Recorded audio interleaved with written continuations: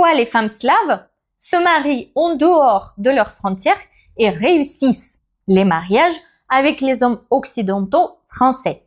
Thème de notre vidéo. Aujourd'hui, on va aborder un sujet qui intrigue et qui amène à beaucoup de discussions.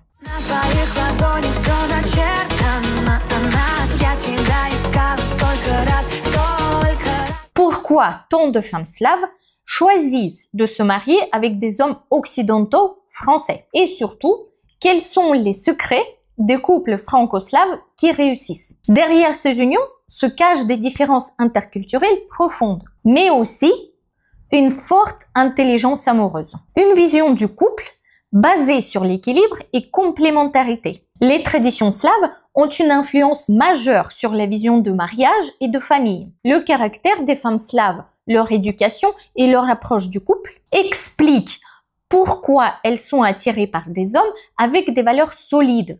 Et ça, peu importe leur nationalité. Dans cette vidéo, on va voir ensemble A. Pourquoi tant de femmes slaves quittent leur pays et choisissent de se marier en dehors des frontières. B. Comment fonctionnent les couples franco-slaves à succès et quels sont leurs secrets. Et C. Ce qui distingue une femme de l'Est dans sa vision de mariage et du couple et comment les hommes français gèrent ces attentes plus que particulières. Nous parlerons aussi de la mentalité des femmes russes, biélorusses, ukrainiennes, leur culture, leur rapport à la féminité et comment ces relations apportent un véritable équilibre aux deux partenaires. Si tu veux réussir une relation franco-slave ou si tu te demandes comment faire fonctionner un mariage mixte avec une femme slave, alors cette vidéo peut être utile. Attention, ici on ne parlera pas des relations superficielles ou encore des petits hommes que mon arrière-grand-mère appelait mujitchonki, ceux avec qui on divorce rapidement, mais bien des hommes qui construisent des relations solides et qui s'engagent.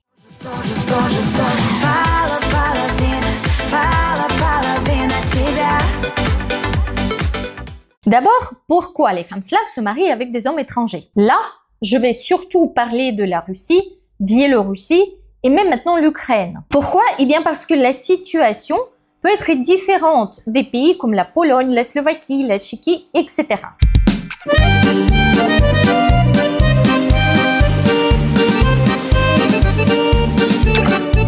Commençons par un fait indéniable. Dans ces pays, la Russie, la Biélorussie, il y a beaucoup plus de femmes que d'hommes. Ce n'est pas une impression, mais bien une réalité démographique. En Biélorussie, par exemple, on entend souvent dire qu'il y a un homme pour 8 ou 9 femmes. Ce chiffre est à vérifier, mais le déséquilibre est bien là. Un jour, le président Loukachenko a déclaré « Les femmes biélorusses doivent se marier en Biélorussie ». Très bien, mais où sont les hommes? Franchement, moi aussi j'aime les hommes slaves. Ils sont responsables, patriotes et surtout, ils comprennent le rôle de l'homme dans une famille. Mais encore faut-il qu'il y en ait suffisamment. Avec les conflits, l'instabilité économique et les problèmes de santé qui réduisent l'espérance de vie masculine, le choix devient très vite limité. Quand j'étais étudiante en France, avant de rencontrer mon mari, mon idée était de rentrer en Biélorussie après mes études. Mais là, ma maman m'a prévenue. Un jour,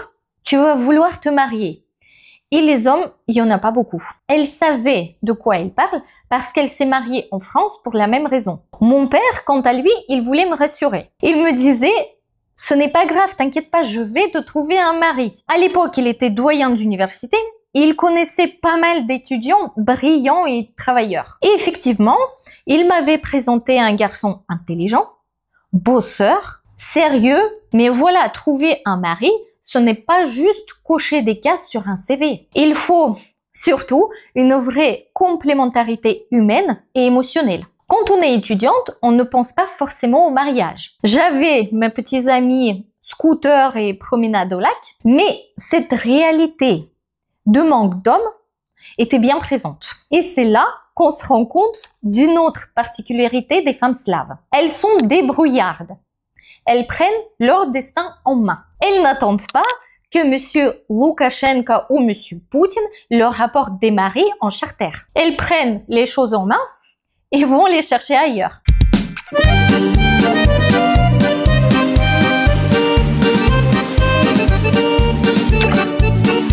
Contrairement au cliché, elles ne cherchent pas uniquement des hommes occidentaux. Elles se marient en réalité avec des hommes de plusieurs nationalités. D'abord dans la région, les Arméniens, les Géorgiens. J'ai vu des mariages comme ça. Avec mon mari, nous avons un couple d'amis ukrainiens-serbes. Ma maman me disait qu'à l'époque, il était même prestigieux de se marier avec un Yougoslave. Ensuite, il y a l'Asie et le Moyen-Orient. J'ai vu des couples russes-turcs, biélorusses-turcs. Une amie de ma maman, de longue date, avait épousé un Algérien qu'elle avait rencontré pendant les études à Moscou. En réalité, les universités accueillent énormément d'étudiants étrangers, ce qui permet de créer des relations. Ma cousine à Saint-Pétersbourg, par exemple, aime les hommes africains. Quand elle vient en France, elle les prend carrément en photo. Enfin, à l'école de ma fille, il y avait un couple assez original, russe-hindou. Et enfin, les femmes slaves, bien sûr, se marient en Occident. Les mariages entre les femmes slaves et hommes français, italiens, allemands ou même américains sont nombreux. La Russie, la Biélorussie et l'Ukraine sont géographiquement proches de l'Occident, ce qui facilite en quelque sorte les rencontres. Les échanges culturels entre Est et Ouest ont toujours existé. Mes arrière-grands-parents, par exemple, des aristocrates russes, parlaient déjà français, anglais et allemand. En réalité, les pays de l'Est restent culturellement assez proches de l'Europe de l'Ouest.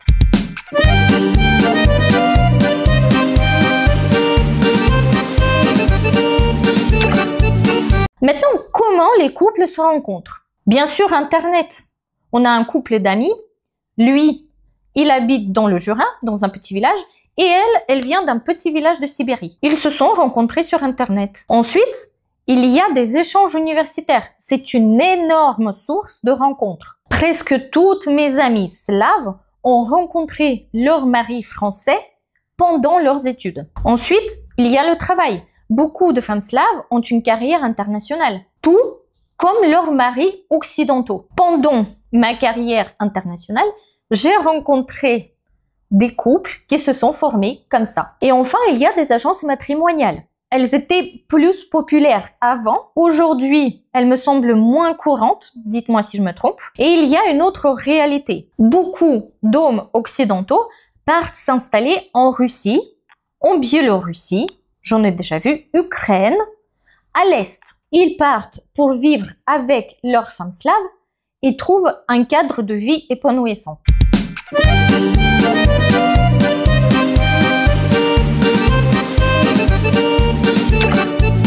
Les femmes slaves ont une capacité d'adaptation impressionnante. L'histoire leur a appris d'être fortes, débrouillardes et affronter le changement. Un jour, une copine qui vient du Kazakhstan m'a dit « Vous les Russes, vous êtes comme des cafards. Vous vous adaptez partout dans le monde. » Ma philosophie, j'ai 2 bras, 2 jambes, une tête, alors je peux bâtir ma famille ailleurs si nécessaire. Et la preuve, de nombreux couples qui se forment, c'est que ça marche. Pas mal de mes amis slaves ont validé leur diplôme en Europe, ont bâti des familles, se disant finalement, quand on veut, on peut. Si M. Loukachenko ou Poutine ne peuvent pas nous fournir assez de maris, on va se débrouiller autrement.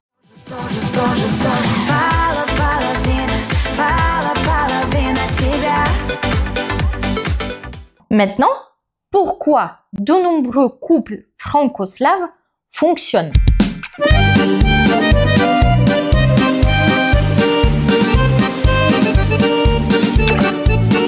Premier point sur lequel pas mal de filles slaves sont d'accord, c'est que les hommes français sont des excellents pères et les femmes slaves sont des excellentes mères. Dans les couples franco-slaves, un des piliers fondamentaux de la relation, c'est la priorité donnée aux enfants. Et quand je parle de la priorité, c'est un véritable engagement mutuel. Les hommes français ne se contentent pas de participer. Ils sont complètement impliqués dans les enfants. Ils assistent à l'accouchement, changent les couches. Ils se lèvent, oui, même la nuit, pour nourrir et consoler l'enfant. Ces hommes sont là, et parfois même mieux que les femmes, pour s'occuper des petits. Prenons par exemple mon mari. Il traite notre fille comme une princesse. Et là, je ne parle pas uniquement lui acheter des jouets ou des promenades. Il fournit un véritable soutien concret. Il m'a beaucoup aidé pendant l'allaitement. Dieu sait que les femmes slaves allaitent longtemps. Il se levait la nuit. Il allait chercher tout ce que j'avais besoin et même du hareng au magasin russe à l'autre bout de la ville. Il fait en réalité tout pour que je sois sereine et que notre fille soit à l'aise. C'est ça, en fait, l'implication réelle. Et pour les femmes slaves, les enfants, c'est carrément un projet de vie. Les enfants, c'est la priorité absolue. Les enfants sont au cœur de la famille dans les deux cultures. L'amour et la stabilité étant les bases solides pour les élever. Les femmes slaves savent jongler entre carrière et famille. Mais, dans leur cœur, la famille passera toujours en priorité. En fait, c'est un instinct profond de protéger et d'assurer le bonheur des siens. Pour ma part, après l'université, j'avais un travail très bien rémunéré, avec pas mal de déplacements partout en Europe, en Russie, je travaillais avec les Américains du Sud, les Américains du Nord, etc.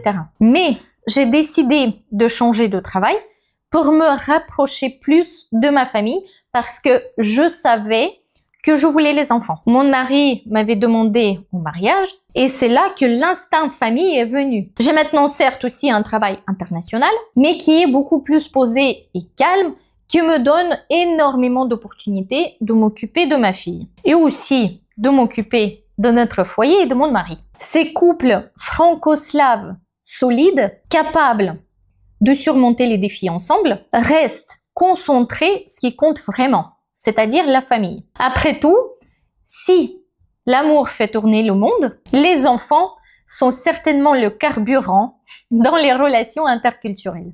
Les hommes français et les femmes slaves, ensemble, forment une alliance parfaite, axée sur la famille, les enfants et leur bien-être.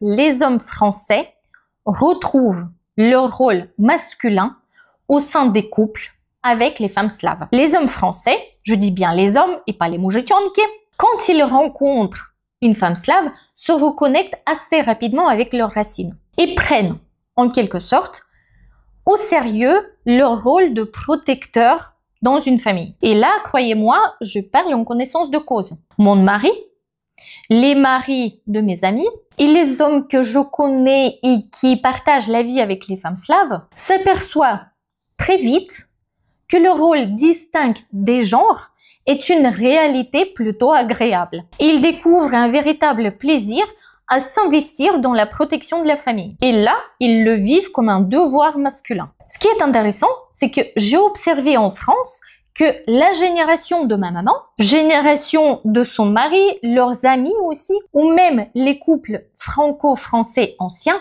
ont des habitudes très traditionnelles. Et là, on se rend bien compte que ce n'est pas vraiment une question de nationalité, mais un respect des rôles au sein d'un couple bien distinct. Ce que j'ai observé par exemple, c'est que les anciens, ils servent le vin à table, ils s'assurent que toutes les femmes ont une chaise, ils prennent même les précautions à protéger les femmes. J'ai remarqué par exemple que le chéri de ma maman la prend instinctivement par la main quand une voiture passe. Il la recule en quelque sorte derrière lui. Mon mari fait pareil quand il y a un danger. En fait, c'est une forme de respect que beaucoup d'hommes ont dans leur ADN. Ils le perdent en quelque sorte, mais le retrouvent quand ils se mettent en couple avec des Slaves. Quand les hommes français se rappellent qui ils sont réellement, c'est là que ça fonctionne. Les études ont montré qu'un homme peut se comporter de manière différente avec des femmes différentes. Et ce que je remarque assez souvent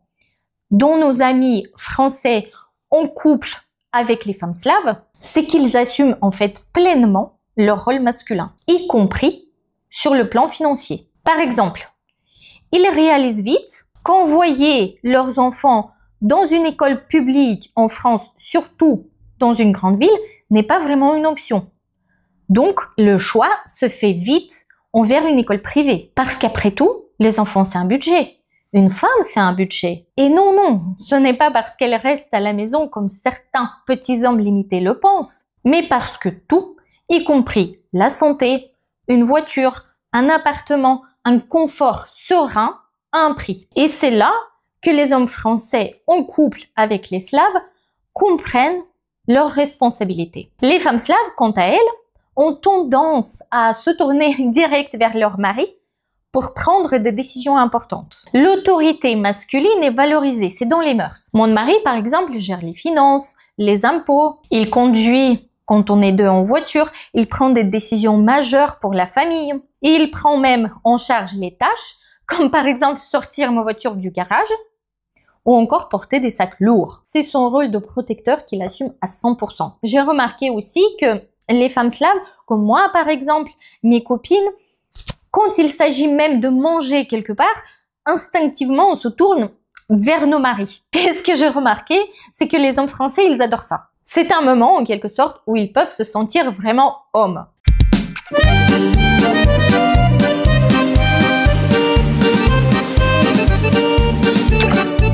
J'ai remarqué que souvent, les hommes français sont assez diplomates pour régler les conflits de couple. Et croyez-moi, pour les femmes slaves, c'est un véritable atout. Les femmes slaves, en réalité, de nature, sont dévouées et attentives. Et on s'épanouit vraiment dans une atmosphère de respect mutuel et de diplomatie. Bien sûr, comme dans de nombreux couples, les hommes ont leurs petits travers et les femmes aussi. Mais généralement, avec les hommes français, on comprend vite que le respect, c'est la clé. Ils savent qu'il faut garder l'équilibre, ne pas trop hausser la voix et finalement éviter les conflits inutiles. Toutes mes copines sont d'accord, à l'Est, l'autorité masculine est valorisée et les femmes sont habituées à ces dynamiques où on discute, mais la décision finale est finalement toujours prise par l'homme. J'ai décidé, c'est comme ça et pas autrement. Et avec les hommes français, j'ai remarqué, ma maman aussi,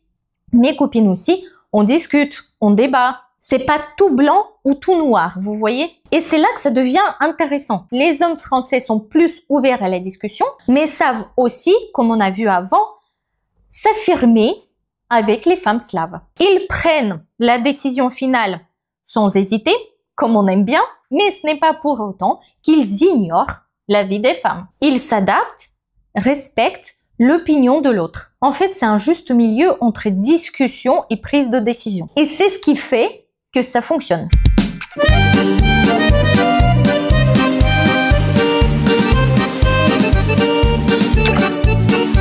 Quatrième point que j'ai pu dégager, c'est l'intellect et l'éducation. Les femmes slaves sont souvent très éduquées. Elles ont un véritable besoin de stimulation intellectuelle et cherchent un partenaire qui est aussi un égal intellectuel. Elles apprécient énormément les conversations variées et profondes, qui vont en fait bien plus loin que les discussions superficielles sur le beau temps. Pour elles, la complicité ne se limite pas à la vie quotidienne. Elle passe aussi par la qualité des échanges, le partage des idées et l'élargissement des horizons. Et là, ce qui est intéressant, c'est que j'ai remarqué que beaucoup d'hommes français, même sans les études supérieures, possèdent une culture générale assez solide, qui répond en quelque sorte à ce besoin intellectuel des femmes slaves. Qu'il s'agisse de l'histoire, politique, actualité, beaucoup d'entre eux sont capables d'engager des conversations intéressantes et enrichissantes. Ce qui est important ici, c'est que cet aspect intellectuel se reflète aussi dans l'éducation des enfants. L'amour du savoir, du débat, et l'apprentissage est transmis aux générations futures et renforce les liens au sein de la famille et du couple. Un exemple parlant ici. Mon mari, il a un ami qui est soudeur. Il n'a pas de diplôme universitaire, mais il est capable d'engager des conversations incroyablement intéressantes et enrichissantes. De mon côté, mon mari n'a pas non plus de diplôme supérieur. Mais après 20 ans de mariage avec lui, je peux vous dire que je ne m'ennuie pas du tout. Il sait comment rendre les discussions intéressantes, même sur les sujets qui m'étaient inconnus avant. Ma maman, quant à elle, est en couple avec un homme venant d'un petit village de Jura. Lui non plus n'a pas de grand diplôme, mais les discussions à table avec lui sont un véritable plaisir. Ce sont des échanges ouverts, enrichissants, où on parle de tout pendant des heures, parfois même jusqu'à tard dans la nuit ou tout l'après-midi. Ils ont une ouverture d'esprit et une curiosité, je dirais, énorme. Et là, ça montre que même sans les études supérieures, les hommes français fournissent un environnement où il y a cet échange intellectuel qui remplit pleinement les attentes des femmes slaves.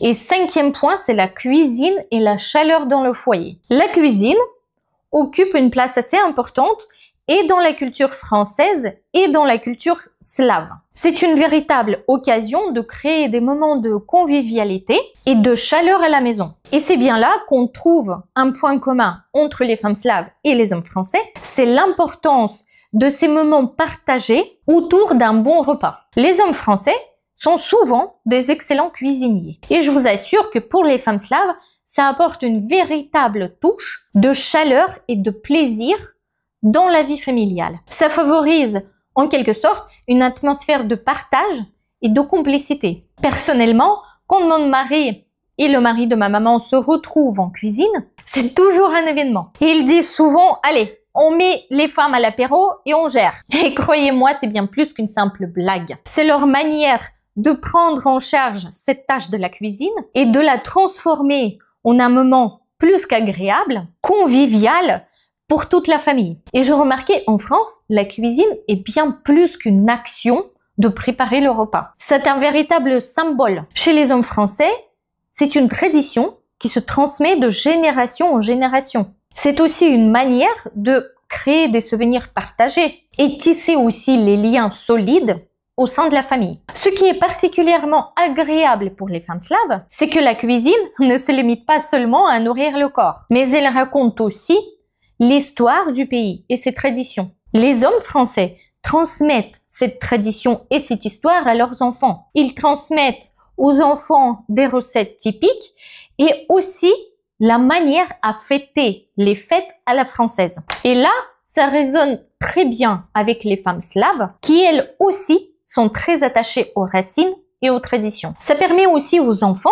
de grandir dans un environnement où l'héritage culturel est valorisé. Pour clore cette vidéo, mes amis, les couples franco-slaves qui fonctionnent, ce sont ceux qui allient le meilleur des deux cultures. L'implication des hommes dans la famille, le respect mutuel, une vision traditionnelle, mais aussi équilibrée du couple. Les femmes slaves recherchent des hommes qui partagent leurs valeurs. Et en retour, les hommes occidentaux, français, retrouvent dans ces femmes la féminité, l'éducation et un véritable engagement familial. N'ayez pas peur, mes amis, des difficultés dans les couples mixtes. Cette mixité nous fait grandir. Elle nous fait élever les enfants meilleurs. Et surtout, elle enrichit notre intellect. Mes chéris, juste une remarque. Je fais un sujet dans une seule vidéo. Déjà là, je me suis étalée. Je prépare une interview avec mon mari, éventuellement une autre qui m'a été suggérée par un homme avec des origines russes,